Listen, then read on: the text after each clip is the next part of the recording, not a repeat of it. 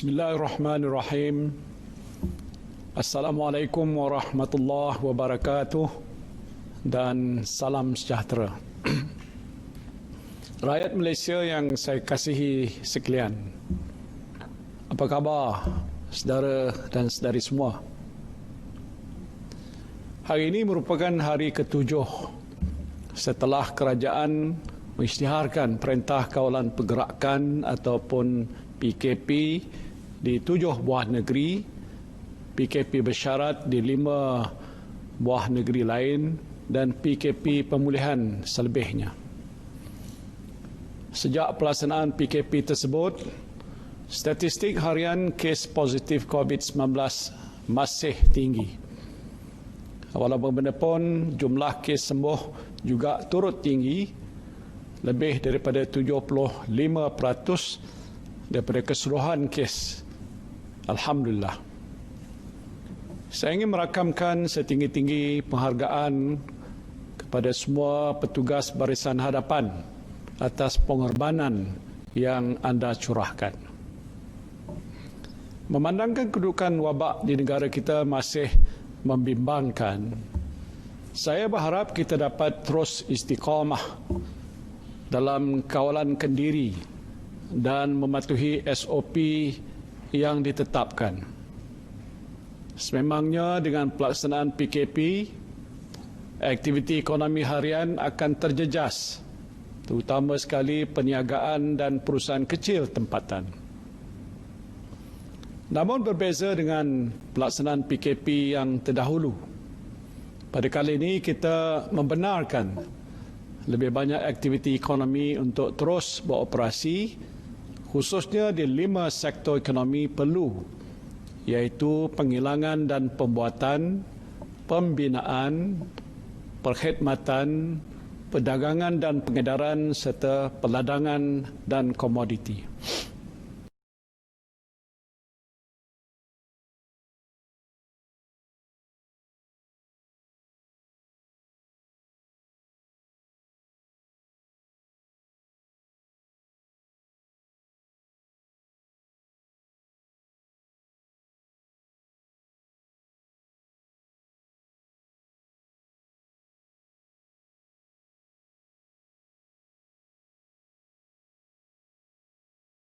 Melaksanakan 4 pakej ransangan ekonomi yang bernilai 305 bilion ringgit atau lebih 20% daripada KDNK negara bagi membantu rakyat dan perniagaan dan juga melindungi ekonomi kita.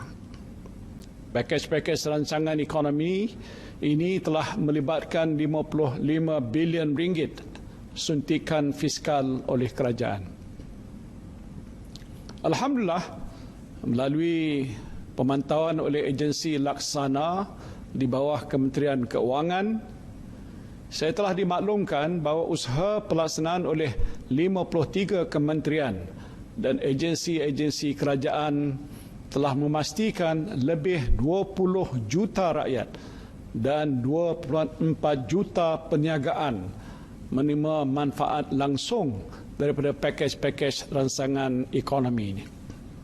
Turut menyokong usaha pemulihan ekonomi adalah Belanjawan 2021 yang diumumkan pada 6 November yang lepas. Belanjawan ini menyediakan peruntukan terbesar dalam sejarah negara, iaitu sebanyak 322.5 bilion ringgit. Setiap minggu saya menegaskan kepada rakan-rakan Menteri Kabinet supaya segala inisiatif ini mestilah dilaksanakan dengan segera. Tiada masa untuk bertangguh. Manfaat ini perlu disalurkan kepada kumpulan sasar dengan kadar segera. Kerajaan telah berkali-kali membuktikan bahawa kita tidak akan berkompromi di dalam memastikan kesejahteraan rakyat, kelangsungan perniagaan dan ketahanan ekonomi kita. Maka sukacitalah saya ingin umumkan pada hari ini sebuah lagi pakej bantuan perlindungan ekonomi dan rakyat Malaysia atau secara ringkasnya PERMAI, PERMAI, PERMAI yang bernilai sebanyak 15 bilion ringgit. Secara amnya, pakej bantuan PERMAI ini menambah baik inisiatif sedia ada yang masih berterusan dan juga mempercepatkan pelaksanaan inisiatif yang berkaitan. Sebanyak 22 inisiatif akan dilaksanakan di bawah PERMAI yang berteraskan kepada 3 matlamat utama, iaitu pertama, memerangi wabak COVID-19, kedua, memelihara kebajikan rakyat, dan ketiga, menyokong kelangsungan perniagaan. Di bawah matlamat pertama untuk memerangi wabak COVID-19, kerajaan telah menyediakan dana tambahan sebanyak 1 bilion ringgit, merangkumi hampir 800 juta ringgit kepada Kementerian Kesihatan dan selebihnya kepada Majlis Keselamatan Negara dan juga agensi-agensi lain yang terlibat. Penyediaan peruntukan ini menumpukan kepada bekalan antaranya tambahan reagen dan kit saringan serta peralatan PPE terutamanya kepada petugas kesihatan. Sukacita saya mengumumkan bahawa perancangan program vaksinasi kita adalah on track. Kerajaan telah menandatangani 3 perjanjian dengan syarikat pengeluar vaksin dan dijangka menerima bekalan vaksin yang pertama pada penghujung bulan Februari nanti. Melalui jawatankuasa khas jaminan akses bekalan vaksin COVID-19 yang telah ditubuhkan, kerajaan akan memastikan ketelusan perolehan vaksin dan program imunisasi kebangsaan akan diberikan perhatian utama. Sebanyak 3 bilion ringgit telah diperuntukkan khusus bagi perolehan ini.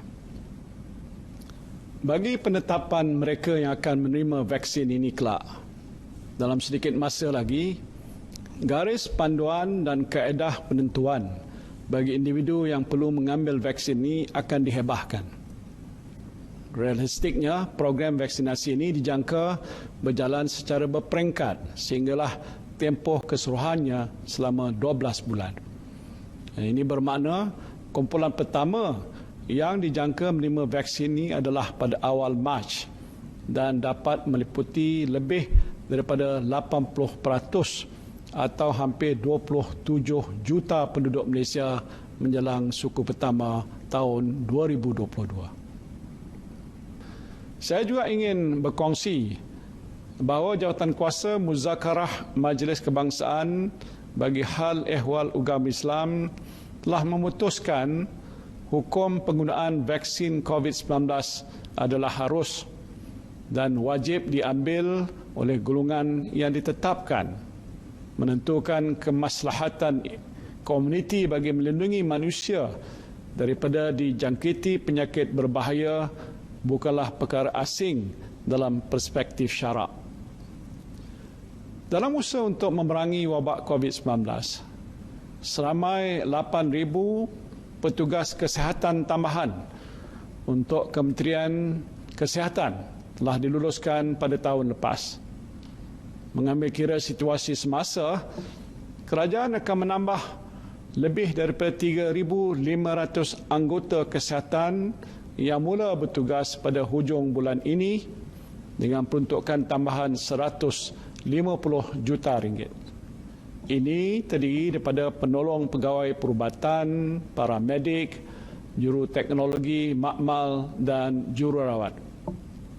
Saya memberikan jaminan sekiranya terdapat keperluan akan datang dan bagi menggerakkan program imunisasi kelak, kerajaan bersedia untuk menambah pengambilan baru. Seperti yang telah diumumkan dalam Belanjawan 2021, pemberian one-off sebanyak RM500 pada semua petugas Barisan Hadapan Kesihatan dan RM300 kepada petugas Barisan Hadapan yang lain akan mula dibayar dalam suku tahun pertama tahun ini. Manakala bayaran bulanan sedia ada yang diterima sebanyak RM600 oleh petugas Barisan Hadapan Kesihatan dan RM200 oleh petugas Barisan Hadapan yang lain akan tetap diteruskan sehingga wabak COVID-19 ini berakhir.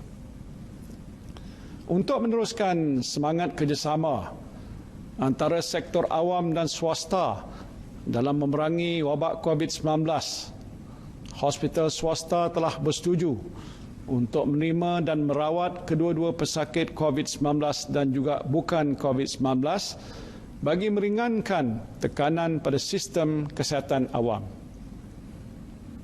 Kerajaan akan memperuntukkan RM100 juta bagi tujuan ini.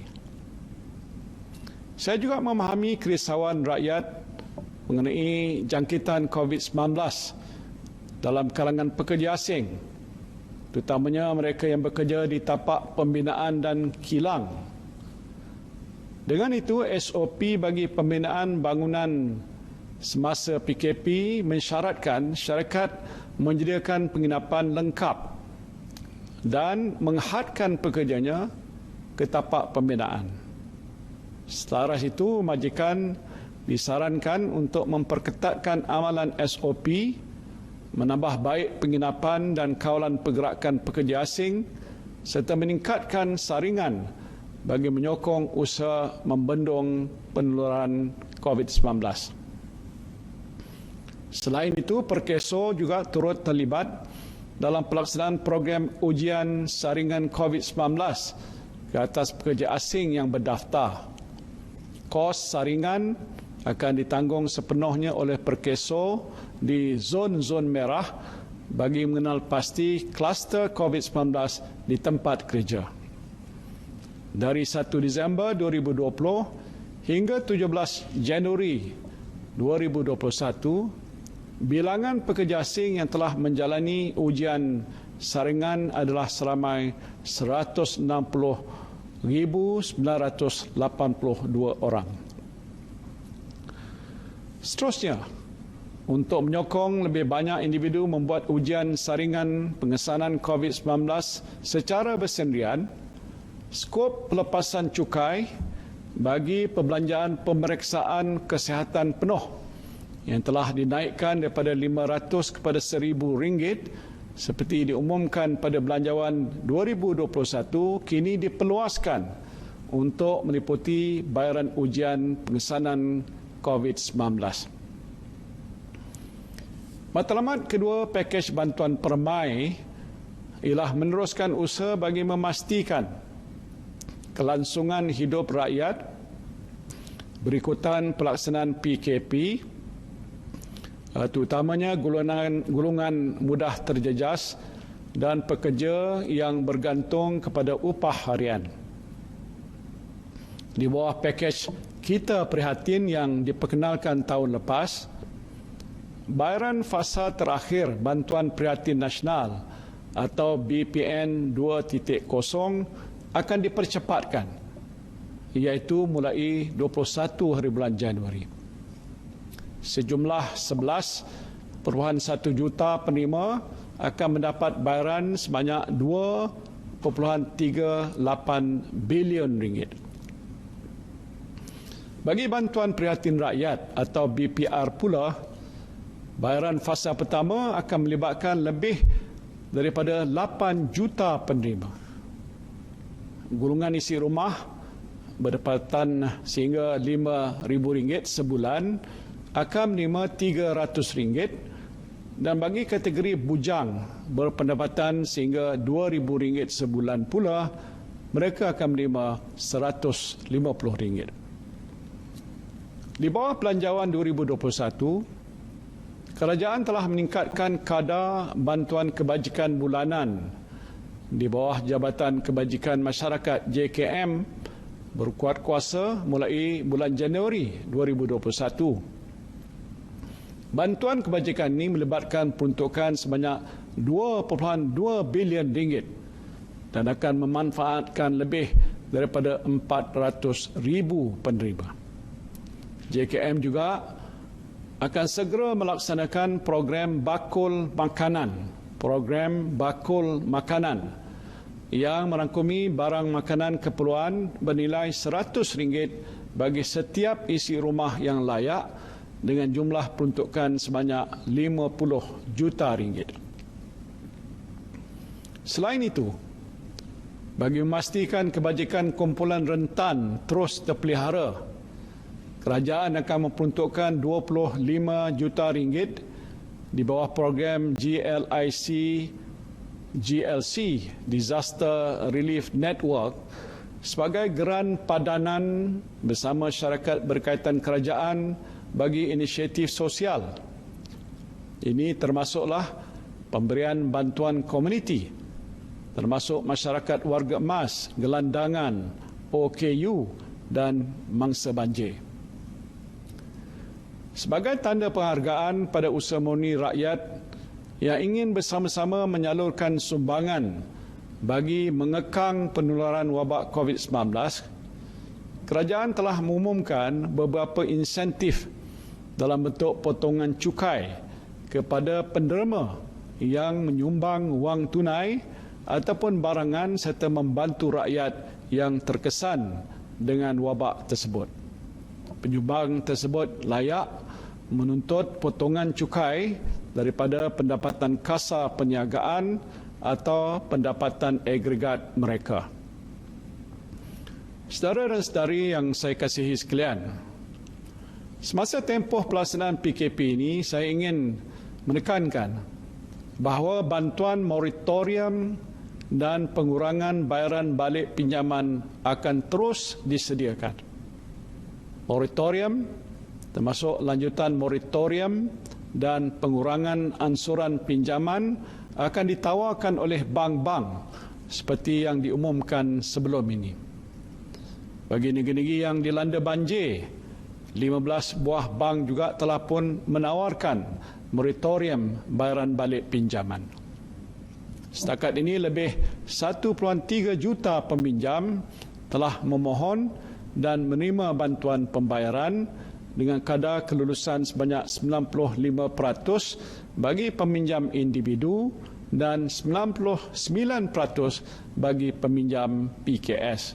Dan ini membuktikan bahawa rakyat tidak perlu bimbang untuk menghubungi bank jika mereka memerlukan fleksibiliti pembayaran.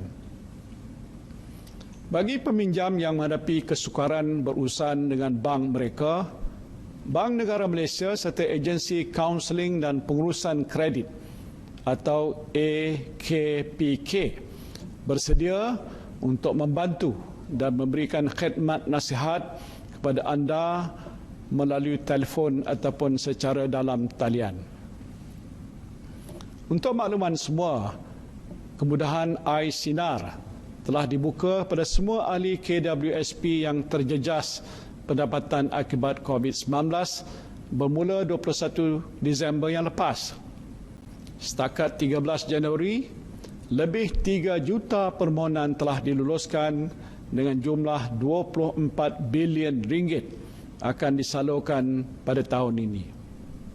Bagi menambah baik kemudahan iSinar, terutamanya bagi mereka yang menghadapi pelbagai cabaran akibat PKP serta bencana banjir, kerajaan telah dimaklumkan bahawa KWSP akan membuat pembayaran pendahuluan sehingga RM1,000 bagi permohonan kemudahan iSinar kategori 2. Proses pembayaran pendahuluan iSinar kategori 2 juga dipermudahkan kerana ahli hanya perlu mengisytiharkan secara kendiri bahawa mereka memenuhi kriteria yang ditetapkan dan menghantar dokumen sokongan secara dalam talian. Kerajaan juga telah meminta KWSP memudahkan proses pembayaran pendahuluan ini yang akan dibuat mulai 26 Januari dan maklumat lanjut akan diumumkan oleh KWSP dalam masa terdekat. Kerajaan juga telah melihat bahawa pelbagai insentif dan pelepasan cukai telah berjaya merangsang ekonomi di dalam beberapa sektor. Dan selaras dengan keperluan norma baru yang banyak bergantung pada penggunaan alat digital, suka saya berkongsi bahawa pelepasan cukai khas sehingga RM2,500 ke atas pembelian telefon bimbit, komputer dan tablet yang telah berakhir pada 31 Disember 2020 akan dilanjutkan setahun lagi sehingga 31 Disember 2021. Industri telekomunikasi bersedia untuk memberikan bantuan dalam tempoh PKP ini dan pemberian data 1 gigabit secara percuma telah diberi pada orang ramai untuk melayari laman web termasuklah untuk tujuan pendidikan. Kemudahan yang bernilai RM500 juta ini telah bermula pada 1 Januari 2021 dan akan dilanjutkan sehingga April 2021. Selain itu, pakej langganan khas untuk pelajar yang menduduki peperiksaan SPM dan STPM akan diperluaskan kepada pelajar institusi pengajian tinggi. Pakej ini juga akan disediakan sehingga hujung April 2021. Dan kerajaan berharap kedua-dua usaha industri telekomunikasi tersebut akan dapat meringankan beban pengguna. Bagi merancakkan semula jualan kenderaan penumpang yang terjejas akibat daripada wabak COVID-19 sebagai sebahagian daripada inisiatif pakej penjana, kerajaan telah mengumumkan pengecualian cukai jualan ke atas kenderaan penumpang jenis pemasangan tempatan dan import siap sehingga 31 Disember 2020. Kerajaan telah mengumumkan pelanjutan pengecualian ini sehingga 30 Jun 2021. Saya berharap langkah ini akan terus memacu momentum perkembangan sektor otomotif. Bagi peminjam PT-PTN pula yang terjejas akibat wabak COVID-19 dan bencana banjir, mereka boleh memohon moratorium bayaran balik pinjaman PT-PTN selama 3 bulan. Permohonan penangguhan boleh dibuat sehingga 31 Mac 2021. Saudara-saudari rakyat Malaysia yang dikasihi, bagi matlamat ketiga iaitu menyokong kelangsungan perniagaan, kerajaan memahami sepanjang tempoh PKP semua jenis perniagaan menghadapi pelbagai cabaran, termasuk kesukaran dalam menguruskan aliran tunai, perbelanjaan utiliti dan sewa premis. Sehubungan itu, kerajaan akan berusaha untuk mengurangkan beban yang ditanggung oleh sektor perniagaan menerusi beberapa langkah. Kerajaan mendapat maklum balas antara inisiatif yang telah disambut baik oleh pekerja dan majikan adalah program subsidi upah. Sukacita kerajaan mengumumkan program subsidi upah 3.0 di bawah Perkeso akan ditambah baik, di mana semua majikan yang beroperasi dalam PKP layak untuk memohon tanpa mengira sektornya. Dan untuk tempoh 1 bulan, majikan yang layak akan menerima subsidi upah berjumlah RM600 bagi setiap pekerja mereka yang bergaji kurang daripada RM4,000. Dan selain itu, had 200 pekerja bagi setiap permohonan akan ditingkatkan kepada 500 pekerja. Inisiatif ini melibatkan peruntukan tambahan sebanyak RM1 bilion yang dianggar akan memanfaatkan 250,000 majikan yang menggaji lebih daripada 2.6 juta pekerja. Bagi mereka yang kehilangan pekerjaan dalam tempoh pelaksanaan PKP, kerajaan bersetuju untuk melonggarkan syarat permohonan bagi program Sistem Insurans Pekerjaan atau SIP Prihatin. Pekerja yang tidak memenuhi caruman minimum ataupun tidak dilanjutkan kontrak perkhidmatan setelah pembaharuan dibuat sekurang-kurangnya 3 kali, sekarang dibenarkan untuk memohon bantuan keuangan SIP prihatin sebanyak 30% daripada gaji mereka selama 3 bulan. Kerajaan menghargai sumbangan delivery riders yang menjadi barisan sokongan dalam penghantaran barangan dan makanan semasa tempoh kawalan pergerakan. Dan sumbangan itu sejumlah 24 juta ringgit telah diperuntukkan oleh kerajaan bagi membiayai caruman penuh mereka ini di bawah skim keselamatan sosial pekerjaan sendiri Perkeso.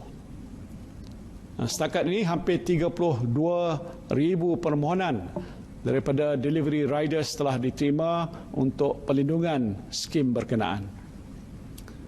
Semasa Belanjawan 2021, kerajaan telah pun mengumumkan bantuan kewangan sebanyak RM1,000 melalui geran khas prihatin tambahan ataupun JKP tambahan yang diberikan pada peniaga dan penjaja di Sabah.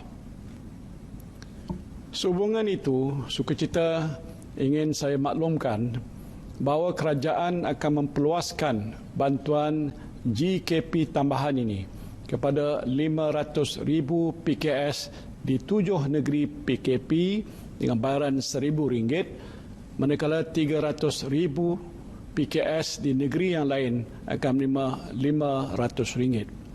Perluasan inisiatif JKP tambahan ini atau JKP Permai melibatkan peruntukan tambahan sebanyak RM650 juta. Namun demikian, sekiranya terdapat negeri-negeri yang berubah menjadi zon merah dan diisytiharkan PKP, kerajaan sedia membantu dengan menyalurkan bantuan tambahan kepada PKS di negeri tersebut dengan serta-merta.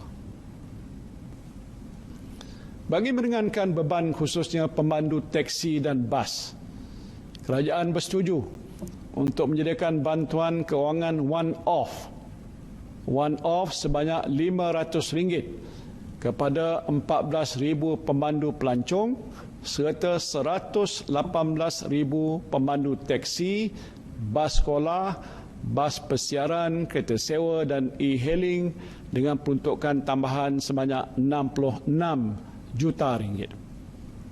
Selain itu, kerajaan kini memberikan layanan pengecualian duty excise dan cukai jualan bagi tujuan pindah milik, pelupusan dan kegunaan persediaan teksi dengan syarat kenderaan dimiliki selama 7 tahun. Sukacita dimaklumkan bahawa syarat ini dilonggarkan kepada 5 tahun mulai 1 Januari hingga 31 Disember 2021. Bagi membantu aliran tunai perusahaan mikro dan PKS, kerajaan akan mempercepatkan pelaksanaan skim-skim mikrokredit seperti mana yang pernah diumumkan sebelum ini. Sejumlah RM1 bilion kemudahan mikrokredit disediakan bagi merangkumi pinjaman mudah berjumlah RM390 juta oleh Bank Simpanan Nasional, RM350 juta oleh Agrobank dan RM295 juta oleh Tekun. Bagi terus menyokong golongan usahawan dan perniagaan untuk menjana pendapatan melalui jualan dalam talian ataupun platform e-dagang, kerajaan akan mempercepatkan pelaksanaan kempen e-dagang PKS dan PKS Mikro dan kempen Shop Malaysia Online dengan jumlah peruntukan RM300 juta. Melalui kempen tersebut, usahawan mikro akan mendapat bimbingan perniagaan dan pembeli akan menikmati penjimatan melalui jual beli secara dalam talian. Di bawah penjana, kerajaan telah mengumumkan skim jaminan prihatin dana jamin atau SJPD yang berjumlah RM50 bilion bagi menyokong sektor swasta untuk terus berkembang dan merancakkan ekonomi negara. Sebagai langkah penambahbaikan, kerajaan akan pertamanya meningkatkan pembiayaan maksimum daripada RM500 juta kepada RM1 bilion. Keduanya ialah memperluaskan skop pembiayaan kepada pembelanjaan modal dengan tempoh jaminan sehingga 10 tahun, dan ketiganya membenarkan syarikat milik asing yang beroperasi di Malaysia untuk mendapat jaminan SJPD dengan syarat jumlah pekerja tempatan mereka adalah sekurang-kurangnya 75%. Kerajaan berharap agar penambahbaikan SJPD ini akan dapat menjana pertumbuhan sektor swasta dan juga mengekalkan kedudukan Malaysia sebagai destinasi pilihan pelaburan. Saudara sekalian, bagi peminjam MARA akan meneruskan program MARA Prihatin Peace of Mind 2.0, di mana peminjam boleh memohon untuk membuat penjadualan semula bayaran balik kemudahan pinjaman pelajaran MARA atau moratorium pinjaman sehingga 31 Mac 2021. Sebagai tambahan, usahawan MARA yang terkesan akibat COVID-19, PKP dan bencana banjir boleh membuat program penjadualan semula pembiayaan perniagaan MARA. Selain itu, bagi penyewaan premis perniagaan, MARA telah bersetuju untuk memberikan diskaun 30% bagi tempoh 6 bulan mulai November 2020 hingga April 2021. Saya juga menyarankan lebih banyak agensi dan syarikat untuk turut menawarkan penjadualan semula pinjaman dan diskaun sewa premis perniagaan ini. Bagi mengurangkan bebanan PKS, kerajaan telah memberikan potongan cukai khas kepada syarikat yang memberi pengurangan sewa premis perniagaan sekurang-kurangnya 30% mulai 1 April 2020 sehingga 31 Mac 2021. Berdasarkan pada keadaan ekonomi semasa, potongan khas ini akan diperluaskan untuk meliputi pengurangan sewaan yang diberi kepada syarikat bukan PKS. Tempoh potongan khas ini juga akan dilanjutkan sehingga 30 Jun 2021. Selain itu, pembangunan sumber manusia berhad akan mengecualikan levy majikan bagi syarikat yang tidak dapat beroperasi semasa tempoh PKP dan PKPB. Selanjutnya, kerajaan juga bersetuju untuk memberikan diskaun khas bil elektrik sebanyak 10% bagi tempoh Januari hingga Mac 2021 kepada 6 sektor perniagaan di seluruh negara. Ini meliputi pengendali hotel, taman tema, pusat konvensyen, pusat beli belah, pejabat syarikat penerbangan, tempatan serta agensi pengembaraan dan pelancongan. Di samping itu, ribat elektrik diberikan kepada semua pengguna TNB, domestik dan bukan domestik, pada kadar 2 sen setiap kilowatt per jam, iaitu bersamaan penurunan bil elektrik sehingga 9% bagi tempoh 6 bulan mulai 1 Januari sehingga 30 Jun 2021. Syarikat jaminan pinjaman perniagaan akan memperkenalkan skim rehabilitasi sewa beli bas dan teksi. Di bawah skim ini, 50% jaminan ke atas pinjaman akan disediakan bagi bas terpilih seperti bas persiaran dan teksi daripada syarikat sewa beli dan pajakan. Dengan itu, pengusaha bas dan teksi dapat menstruktur semula pinjaman mereka serta menikmati moratorium selama 12 bulan dan pembayaran balik bulanan yang lebih rendah. Jaminan sebanyak 1 bilion ringgit akan disediakan untuk tujuan ini. Pada tahun lepas, Akta Langkah-Langkah Sementara bagi mengurangkan kesan penyakit COVID-19 2020 atau Akta 829 telah digubal untuk membantu individu dan perniagaan yang terkesan daripada aspek ekonomi akibat wabak ini. Akta tersebut telah pun berkuat kuasa mulai 23 Oktober 2020. Tempoh kuat kuasa ketidakupayaan untuk melaksanakan obligasi kontraktual. Obligasi kontraktual telah tamat pada 31 Disember 2020. Justru melihat pada situasi semasa dan selaras dengan pengumuman PKP, kerajaan bersetuju untuk melanjutkan tempoh kuatkuasa ketidakupayaan untuk melaksanakan obligasi kontraktual kepada 31 Mac 2021. Ini meliputi perjanjian sewa beli ataupun kontrak pajakan dan kontrak jualan kredit untuk memanfaatkan golongan yang terjejas seperti golongan B40, M40 dan perusahaan mikro kerana gagal memenuhi obligasi kontrak mereka. Untuk memudahkan rakyat mendapat akses kepada maklumat mengenai semua inisiatif dan bantuan yang telah tersedia, saudara-saudari bolehlah melayari portal manfaat belanjawan 2021 mulai hari ini di alamat http://belanjawan2021.treasury.gov.my/manfaat. Sebelum ini kita telah menyaksikan kesan pelaksanaan PKP ke atas pertumbuhan ekonomi di mana KDNK suku tahun kedua 2020 mencatat kemerosotan yang sangat ketara dan kadar pengangguran juga telah meningkat.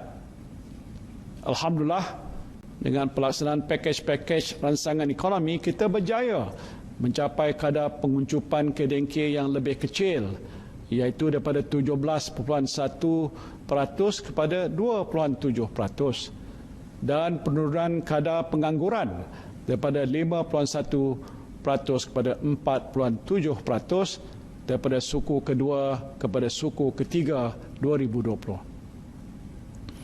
Kerajaan tidak menjangkakan impak yang sama seperti suku kedua 2020 akan dialami dengan pelaksanaan PKP pada kali ini, memandangkan lebih banyak aktiviti ekonomi dibenarkan untuk beroperasi. Oleh itu, impak PKP semasa ke atas ekonomi masih terkawal. Pertumbuhan akan terus disokong oleh sektor ekspor yang memberangsangkan dengan pemulihan perdagangan dunia. Pakej rancangan ekonomi belanjawan 2021 dan pakej bantuan permai juga akan terus merancakkan penggunaan. Seterusnya, projek dan program yang berimpak tinggi dan mempunyai kesan pengganda yang besar akan terus memacu momentum pemulihan ekonomi. Kerajaan juga sedar pelaksanaan PKP yang disusuli dengan proklamasi darurat yang berkuat kuasa di negara ini mulai 11 Januari hingga 1 Ogos 2021 mungkin menimbulkan sedikit kegusaran dalam kalangan masyarakat serta komuniti perniagaan. Ingin saya tegaskan sekali lagi bahawa pengisytiharan darurat ini semata-mata bertujuan untuk mengekang penularan wabak COVID-19 yang kini menjadi ancaman terbesar terhadap pembangunan sosioekonomi negara kita. Kerajaan akan berusaha sedaya upaya untuk memastikan impak daripada langkah tersebut ke atas persekitaran ekonomi negara adalah terkawal. Malah kita telah melihat bahawa sejak 11 Januari 2021, pasaran modal seperti Bursa Malaysia dan pasaran bond kekal stabil dan teratur. Bagi membiayai pakej bantuan permai, kerajaan akan membuat penjajaran semula peruntukan sedia ada berdasarkan keutamaan semasa dan melalui perbelanjaan yang lebih berhemat. Kerajaan juga akan memastikan segala program yang diumumkan akan dilaksanakan dengan cepat dan lancar. Saudara-saudari yang dikasihi, dalam masa kita menghadapi wabak COVID-19, negara kita juga diuji dengan bencana banjir.